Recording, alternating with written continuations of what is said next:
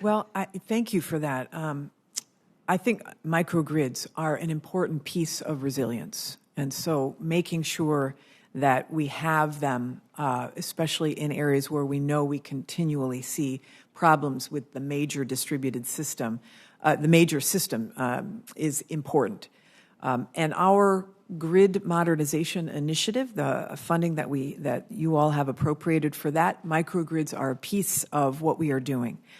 I also think that it's really important in states like California, states that are above sea level, that we consider undergrounding these wires. I'm sorry, I missed it. That we consider undergrounding the wires to the extent possible. It is expensive to underground transmission wires.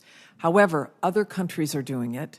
We are doing research on it. And we're also doing research on how best to identify in these old grids where the weaknesses are. So you think, if we could just have a bit of a back and forth. Yeah. If you think a state as big as California, geographically as well as population, can have a sufficient new grid structure, I don't see that happening statewide for a long time. There may be some of it. So what I'm looking for are those things that can solve these problems and really prevent fire from happening, if at all possible. I agree 100%. And I think that microgrids are one piece in some areas. Obviously, there's not a one-size-fits-all solution for a state like California that's so diverse. But you know where the pockets of intense fire problem are.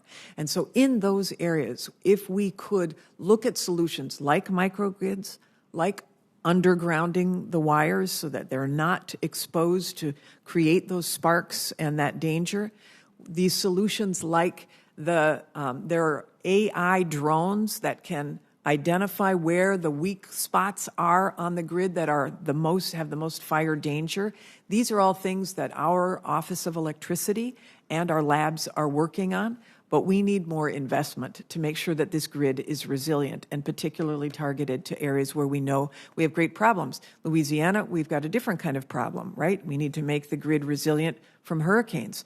We need to make the grid resilient in both places. So, and in Louisiana, in New Orleans, it's below sea level, so you wouldn't consider undergrounding. So a different kind of solution. But the bottom line is, in the bill that's being negotiated, the American Jobs Plan or the Energy Infrastructure Plan, there is a component that has a grid deployment authority that would be under the Department of Energy, where we could really target solutions in a granular way to areas where we know we have the biggest problems, both transmission capacity, resilience, and I would say cyber issues as well.